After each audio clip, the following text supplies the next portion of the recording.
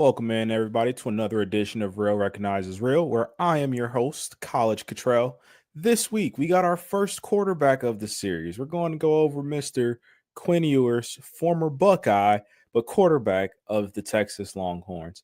Now, this is an interesting one for me because this isn't a guy who I think is going to be a first-round pick, especially, evidently as close we get to draft time, we see more people getting invited to the green room and things like that. And so with Quinn not necessarily having one of those invites there, obviously I don't think he's going to be a first round guy there, but I think this is a very intriguing day 2 pick that could eventually and very quickly be a starter for a franchise. So let's go ahead and get right into his pros and cons, and right away, the first thing that I really noticed about Quinn is his ability to have touch on certain passes. He has this special ability to place balls where only his receivers can make a play. Now, granted, there are some times where I think he relies on his natural arm talent, and that can get him in a little bit of trouble. But when he's standing in a clean pocket, he knows exactly, that height that he needs to get the ball like over the defender in a tight coverage situation there. He is absolutely masterful at doing so. The next pro I have for him, it kind of leads, right into what I was kind of just talking about there. Quinn Ewers can be an absolute home run hitter. He has a great arm talent. That's why he was the number one rated quarterback in 2021 when he ultimately came into college there. He believes in his arm, and when he's able to navigate the pocket or even potentially get outside the pocket and give himself a platform to throw off of, he's able to make some absolutely special plays. And what I ultimately loved most about him is that you really saw it. You saw it in a lot of the big games this past season, and that was his poise. When his team needed him most, and this is most of the time, that's why I put it in parentheses there, but when his team needed him the most, that's when he delivered and he gave whatever he ultimately needed to give. You look at the playoff game. I mean, I think about that Arizona State game, and that's going to be actually one of the games that we go over today. But just thinking about that game and how multiple chances there were, like Texas season really could have ended there before even getting a shot at Ohio State in the semis there. But, Quinn delivered a couple big time passes in that one. I can't wait to go over that, in a little bit more detail with you guys there. But I definitely wanted to highlight, the poise that he had in those big time moments. Now, just moving over to some of the cons that I saw, and this is really the biggest one, and I think what he ultimately needs the most work on, and that's his pocket presence. So I talked about his ability to hit the home run, but there are other times where he has no clue what to do in the pocket. There's a clear outside rush, and most quarterbacks would say, hey, outside rush, I have this clean pocket in the middle here, let me just step up and let my guys at tackle run those defensive linemen around the hoop there. But for whatever reason, there are times that he does not do that, and he's just inconsistent there within the pocket. I think he definitely needs to clean that up to have more success. Now, him hitting the home run, can definitely be looked at as a pro, but the con is when he tries to hit the home run, there are often times where he strikes out. He is indecisive at times. Like it feels like he's not really understanding fully what he's seeing out there, and it takes him a little bit more time to process certain things. And I noticed that when he is processing those things slower, he tends to pump fake, and he tries to go through his reads, but it's pretty slow when he does that. And by the time he catches up and sees something that's open, there's already a defender that's already looking at his eyes there and moving to it. That can often lead to trouble. When you're trying to go back to the middle of the field there late, that can lead to trouble there. So definitely another thing I wanted to spotlight there. And then another thing that I noticed on film specifically with him is that Texas ran a lot of RPOs, and there were situations where I felt like Quinn had a clear, give read, but for whatever reason, he decided to keep the ball, and it felt like he was trying to make that big play, and it would either lead to a potential interception, like plays that ultimately weren't turnovers, but they were potential turnover, marked plays in my book, or, bad sacks, bad losses, things like that. But with that said, though, I do want to go ahead and go right into my player comp of him. And I think he reminds me a lot of Andy Dalton. Now, you look at their statures, obviously pretty similar there, both 6'2", both around that 215 mark there. But if you think back, Andy Dalton coming out of TCU had a lot of the same deficiencies, in my opinion, that Quinn Ewers has right now. Biggest one being with Andy, obviously he was the red rifle, but the biggest, question mark or red flag around him was how he navigated the pocket. And ultimately, you've seen the career that Andy's had. By no means was he a superstar, but he was a very serviceable quarterback. And I mean, he's had close to 15 years in the league at this point. So, I think even though you're not a first round pick, like this is something that Quinn can look at and say, hey, if I ultimately have a 15-year career, I did something good. But I ultimately think that Quinn has more arm talent than what Andy had. So I think that the ceiling there could be even a little bit higher. But with that said, let's go ahead and get into the film. The three games that I ultimately picked for Quinn this week were all from 2024. The first one being against Michigan. That was the first big game of the season. And then after that, I have two playoff games, one being the first round matchup against Clemson, and then the next one being that exciting thriller against Arizona State. So we are going to go ahead and get right into the Michigan game. So I believe this was actually the second game of the season. And this game was fun to watch for me because although you look at Michigan and you may say, oh, well, this is a Michigan team who didn't necessarily meet expectations there, you have to think this is week 2. This is when everybody is still playing.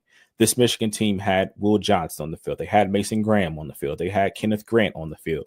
This is a very talented defense. And so forget the record. Just think about the talent that's on that defense. And, this is a team that's fresh off of that 2024 national championship. So I wanted to spotlight this game because honestly, I think this is probably the best game that Quinn had all season. And first play here, we're going to start out with, a play that really spotlights the touch that he can put on the pass. So we will start early in the first quarter here. So obviously looking downfield, clean pocket.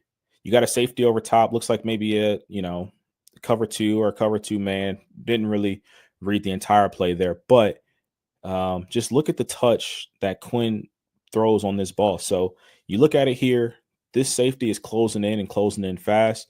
There's only but so much room you could put this ball to not get your receiver's head knocked off, but also not give this DB a chance to even make a play on the ball and get an interception. So put it right on that outside shoulder there. Receivers able to get down and not take a big hit there. That's great stuff from Quinn. Now, moving on, the next 5 plays that we have here are all plus positive plays for Quinn and just plays that I think I have a marked down as prototype, but I think these are all plays that NFL teams could fall in love with the potential or the ability of Quinn. So we'll move on. We're still in the first quarter here. And this one, again, I have as prototype. I believe this is a touchdown throw. So he gets outside of the pocket. Receivers run a little scramble drill. Ultimately, it is a touchdown. And Texas puts some points up on the board. So you see it here. Pocket starts to collapse a little bit. Quinn gets outside. He's able to throw, even though he's leaning right a little bit there and off platform, but delivers a good ball and ultimately is a touchdown for his team. Now we will move on just a little bit further in this game to the 5-10 mark. So we are still in the first quarter here. Texas is back in the red zone. Let's take a look and see what Quinn does here. So pump fake, steps up in the pocket, delivers a strike, touchdown. This is kind of what I'm talking about here. So, and I want you guys to remember this play specifically because you're going to see other times where this seems like this is the easy thing to do. You feel the pressure, you step up, you deliver a strike, you get the positive play. I want you to remember this play, but then later in the season, you're going to see where Quinn doesn't necessarily do what he did on this play. So we'll watch it again here from the end zone view. I do think you'll get a better look at what actually happens here. So protection is good, but pocket is starting to close in. He steps up, keeps his eyes downfield, throws a strike, gunner helm, hauls it in, touchdown, Texas. Now they go up 14-3 on this Michigan team. We will move on to the 8:21 mark next, where he's going to show a little bit more of stuff that I think NFL teams should be falling in love with. All right, so go a little bit further back. Yep, we'll go right here. So second quarter now. All right, so ultimately steps up, feels the pressure. It wasn't crazy pressure there, but I think this is a good job of understanding the pressure. You create a window for your receiver, you get the ball downfield. I mean, this is pitch and catch kind of stuff here. So again, you see the pressure coming up from the left there. There's a window to your right. You step up, you go through it, you deliver a strike, and you get a first down and get your team in the red zone. That's beautiful stuff, Quinn. When you're playing like that, I think you're one of the best quarterbacks in this draft.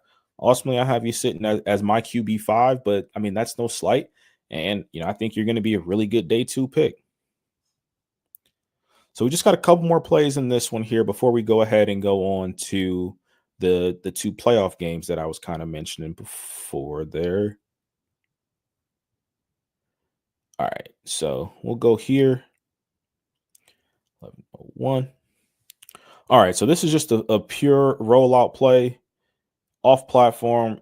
It's really like a design out, but I threw this in here because you get your quarterback on the move. You trust him to make the ball. Only his receiver can make it. That's a really good throw. Obviously, Golden did a great job of creating a window for Quinn to put the ball in there, but I thought that was just really good. You can design stuff like this where he is going to his non-dominant side and he's able to put a ball right on the receiver and letting him make a play, and only a play where that receiver can get his hands on the ball there. So ultimately good stuff there for me. And then this next one here is going to be the last one from this game, but this is literally the next play right after, like, their next possession following that touchdown there. So you get the play action here, and I mean, he's falling back, 3 defenders in his face, gets it over the top. I mean, that's beautiful stuff there. So let's watch it again here from the same angle. So boom, play action. Michigan is essentially screaming free here. This is Mason Graham, and you got 2 of Michigan's linebackers. He is 5 yards, back from, where he caught the ball there, and he is rolling out to the right. We just saw him roll left to make a throw. This is rolling out right, 20 yards over, and it's a 5-yard cushion here between this receiver and ultimately this DB here. But you still have to layer this ball well. You have to get it in between this corner here and ultimately this safety. And when you're doing this on the run, rolling to your right and kind of fading back, ultimately when we see it there, that is great stuff. Receiver doesn't have to take a hit. I mean, that's just great work from Quinn. Boom, right on the money. You can't draw that up any better. Texas ultimately went on to win that game. And again, I didn't see anything bad from Quinn specifically in that game. But let's go ahead and move on. We're going to go in order here. We'll go to the game against Clemson. And you might be thinking, after watching that first game, like, why isn't Quinn a first-round pick? Well, I mean, there was points in this game specifically where you kind of see like, okay, I can see how teams may have some question marks with him. Not to mention, he does have an injury history as well. So that may be scaring some teams off too. But didn't include that there because, I mean, ultimately at the end of the day, he was available for the playoff.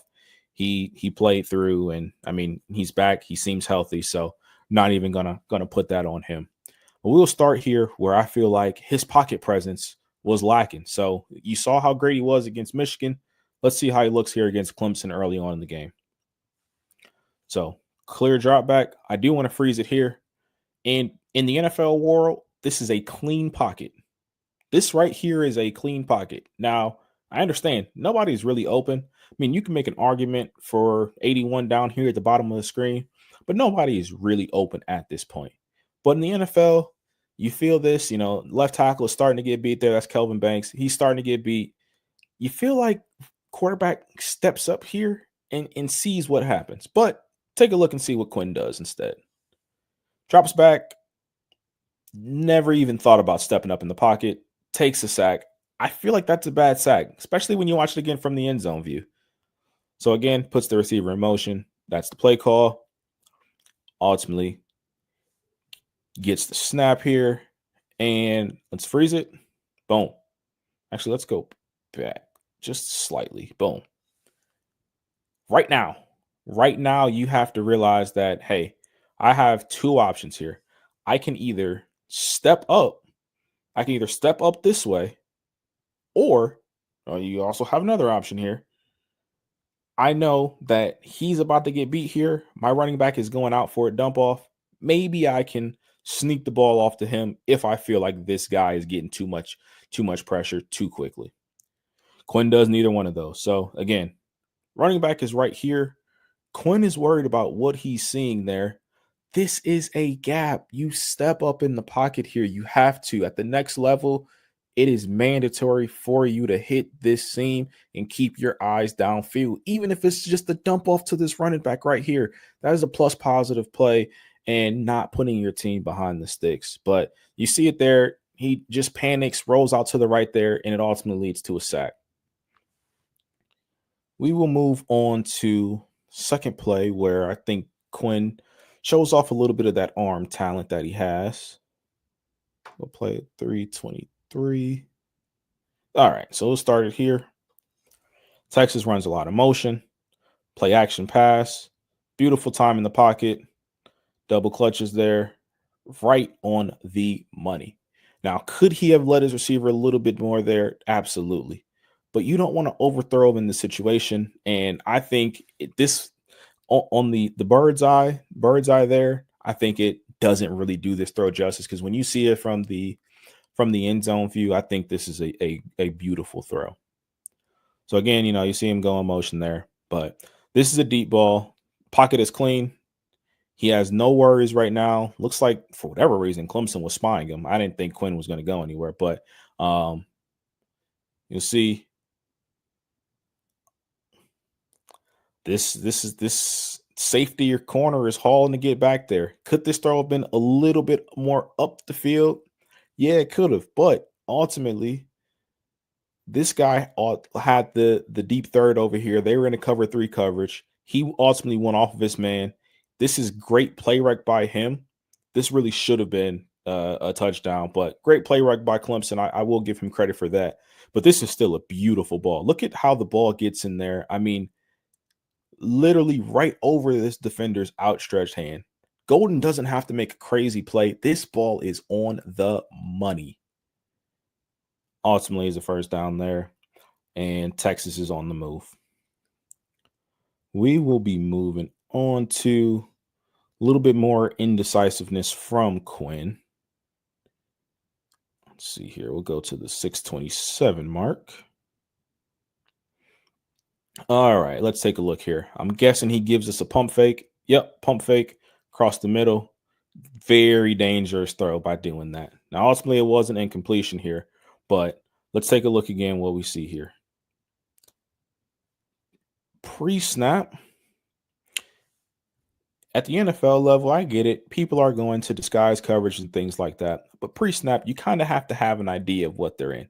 You get too high, you have trips to the field there. Obviously, he knows what the play call is here. You should have a good idea of what you might be seeing. So, gets it, looks right, doesn't like it, but he pump fakes. If you don't like it, why are you pump faking? Like, this is not a design pump fake there. Clearly they're in zone coverage, and you have this linebacker here who is just eyes on the quarterback.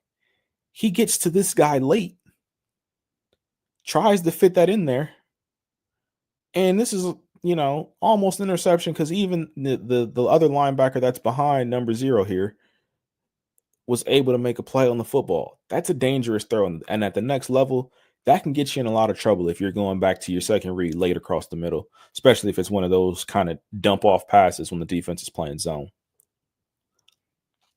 Now we will move on to play that I think he showed a little bit more of that touch. I think it's a pretty easy touchdown But let's see, 53 here. Yeah. So they go motion. Clearly, Clemson is in zone coverage here. Um, I'd imagine this is probably a cover 3. Um, and he hits his tight end right up the seam. Boom, touch, back of the end zone. In the NFL, that's a wide open throw. You have to hit that throw. But to Quinn's credit, he hit it. Right in stride. And, this could have been a 70-yard touchdown, how open it was. I mean, Gunner would have been running for days there. But yeah, you hit those throws when the defense gives you that. Good stuff from you. Pitch and catch kind of stuff there from Quinn. Now, just 2 more plays in this one. And we're going to see one of the times where I feel like Quinn showed a bad read, like the RPOs that I was mentioning before when going over his pros and cons there. Go to 1033. Just play it from here. Texas is up big here. Texas is up big. It's 28-10 at this point. You are in their territory. And let's take a look here. Obviously, I've already said it's going to be an RPO here. Let's take a look. Pause it. At this point right here, this is blocked up. This is already blocked up well. You have a lineman already getting to the second level. You have a tight end that is pulling for the running back to run right behind. You give this ball every single time, given the situation. There's no need to throw this ball. There's no need to pull this ball. There's absolutely no need to pull it. But take a look here. We see he does pull it, and he slides down there. I'm okay with him sliding down there. You may say, why not just throw it out of bounds? Well, you got a couple linemen downfield with it being an RPO. You might as well just take the sack. No need to take the ineligible man downfield penalty. So I can at least understand why he did that. So kind of, I'd say, I guess, good heads up from him, just understanding that there. But again, look at it from the end zone view. Boom. Look at it right here. Gunnar Helm should fit this up, take out number 0, and that leaves the running back one-on-one with number 9's responsibilities going outside there. So we're not worried about him in this play. But this leaves this running back one-on-one with 47. You like your chances with your running back one-on-one with the linebacker. You give this ball every single time. You have to. This is what the defense is giving you. Take it. No need to try and hit the home run and, be the hero, get the chunk play. Take what the defense gives you. And he'll learn. He will learn from that, and he will learn more in the NFL by doing that. But definitely room for him to grow. But we will go ahead and get to the last play of this game. Or actually, that may have been the last play of. Nope, we got one more. 11:38 for Quinn. So again, still 28-10 in this one. Next possession for them. So I just want to go back a little bit more here. So talked about, obviously, in the Michigan game, how he was great at stepping up. This is much different than what we saw earlier when I showed you he lacked the pocket presence. So you feel the pressure from your left side. You go right, you step up, you get on platform, and you deliver an absolute dime. And I know this play gets dropped. The DB is celebrating. Look at this from the end zone view. Look where this ball goes. It could not have been a better ball from Quinn here. So again, you see breakout there. You're still on platform. You can get enough mustard on the throw. I mean, that is. So take a look at it here again. Look at where this ball lands. Look at where the ball lands. I mean, that is beautiful. I get it. DB's there to make a play. But after evading the pressure, getting back on platform, and delivering this strike here, a lot of times this is going to be a catch. This is more than this is I'd say more than a 50-50 ball for the receiver here. This is like a 75-25 ball there. And DB really doesn't, yeah, they made a play and, potentially broke it up there. DB has no shot of interception here. I love this play from Quinn. This is a fun incompletion in my book. And I think that just kind of shows what he can do as far as like what his arm talent is. But that is the end of that one. And again, we just got one more game here and we're going to be all wrapped up. And this was the game where you saw the highs were high and the lows were low. Not necessarily in the turnover department, but just, what you don't want to see, reinforcement of bad habits and things like that. But the first play here, we're going to start with some touch from Mr. Ewers here. So early first quarter, this is Texas's first drive. See here, pump fake to the running back, puts it right over the slot, pitch and catch, touchdown.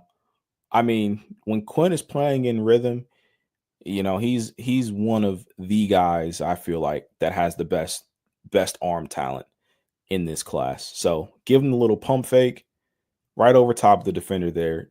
Easy touchdown. Great tone setter for a college football playoff game. Now we will go to another play where I feel like Quinn gave us a bad read. Actually, the very next possession that Texas has the ball here. So see it here. Boom. Look at this again. So you have, again, Gunnar Helm is pulling through here. This gap is wide open. Taking out him. This lineman's taking out him. This lineman's going to take out that guy. And then you have Gunnar that is going to literally be a convoy for your running back. You absolutely have to hand this ball off. But instead, he keeps it, takes a big sack. That can't happen at the next level. So you see it again here from the end zone view, and I will pause it once we get to the point where you can see the clear lane that happens. They put him in motion. Boom. At that point, not even at that point, right away. What are you reading here? What are you reading here? Clearly, this lineman is coming for you. He's not thinking about the running back. If he was thinking about the running back, he is more inside. He goes after you the entire time. That's a bad read, Quinn. Got to work on that at the next level for sure. Let's move on to 504.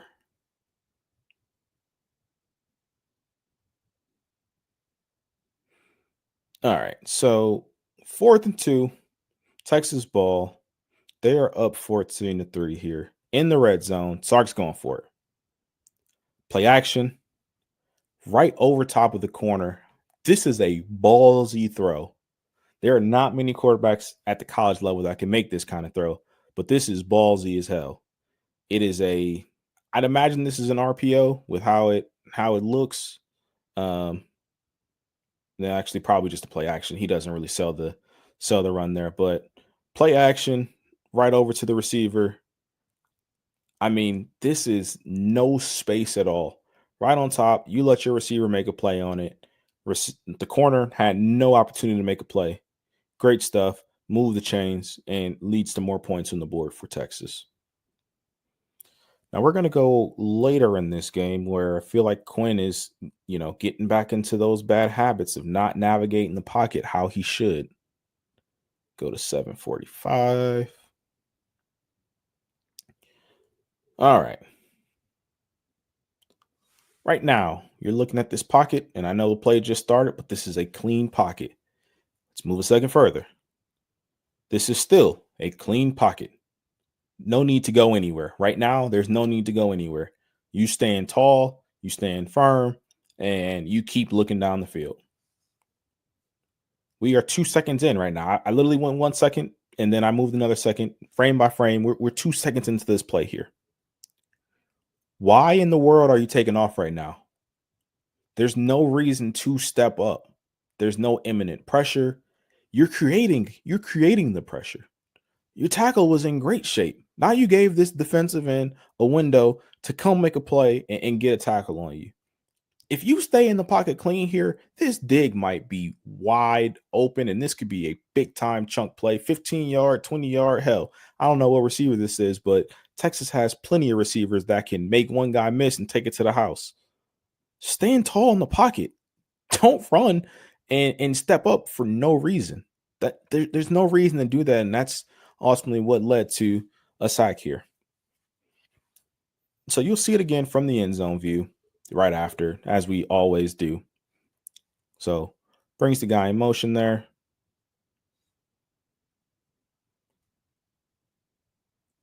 Boom. Top of his drop.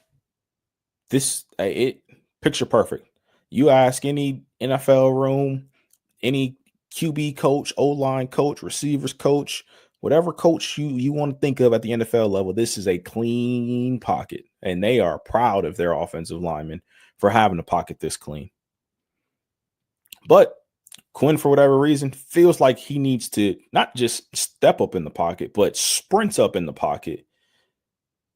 Gives the Arizona State defenders an easy sack in this case there. Just got a couple more plays here before we are all wrapped up with Quinn Ewers. Actually, we got 3.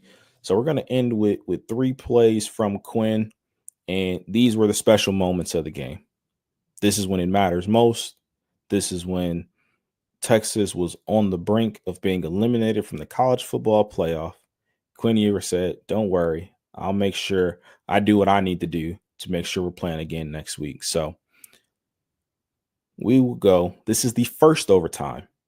Look at the scene here. 4th and 8.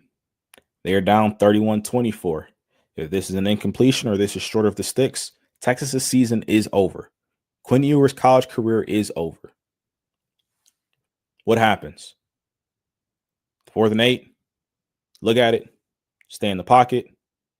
You don't step up. You don't do anything crazy. You see your guys got a step. Oh, what happened? See your guys got a step. Deliver an absolute strike. Touchdown. We move on to a second overtime. So again, see it here. Gets the snap, sees this is where he does good. Recognize what they're in. Check, check, check. Arizona State's bringing an all-out blitz. I want to send you on a post, and I'm going to put it on the money for you to make a play and get us to the second overtime. Now, I don't even have to touch anything here because this is the first possession in that second overtime. First possession, well, second possession, step up in the pocket, deliver a strike, gunner helm, there when you need them most, quarterback's best friend. But this is what I liked about it. This is the processing that Quinn can go through. And when he does this, he is a very good quarterback.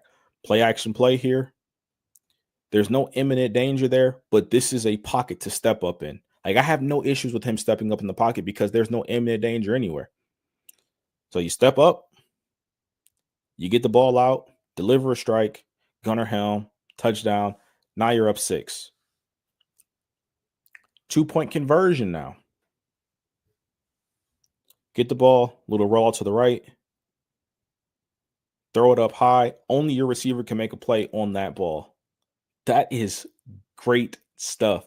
And again, Texas has elite receivers. So I'm not saying everybody at the NFL level is going to be, you're not going to trust them to necessarily make plays like this or, go get the ball and stuff like that. But at the college level, when your receivers are just flat out better, he could have put this ball more over here, like towards the pylon. But why risk, overthrowing it or the receiver not getting the foot down? He has him beat. You throw it high, let your receiver make the play on the ball, and ultimately another conversion there. And that is all she wrote for Arizona State in this one. This was too much for him to overcome. 3 plays back to back to back where I think Quinn threw three of his best passes on the day, I should say. But that is it for Quinn Ewers this week. we still have 2 more to go. The NFL draft is this upcoming Thursday. So the next 2 players that I do, we will actually know where their home is going to be. So that'll be actually a little bit more fun to think about like what their fit may be and things like that. The last 2 players that we have are going to be Mike Green from Marshall and then the Heisman Trophy winner Travis Hunter. We're going to be going over his receiver film and his corner film, and I'm definitely looking forward to that. But again, I appreciate you guys tapping in with me this Saturday afternoon. Any feedback, love the feedback, any questions, anything you guys want me to go over a little bit more, potentially any sleepers, things like that, let me know. Would be more than happy to do it. And absolutely love watching these guys. And, it's almost draft time, so I'm super excited. But with all that said, want to wish everybody out there that's watching a happy Easter. And until next week, when we will know where some of these guys have already been taken.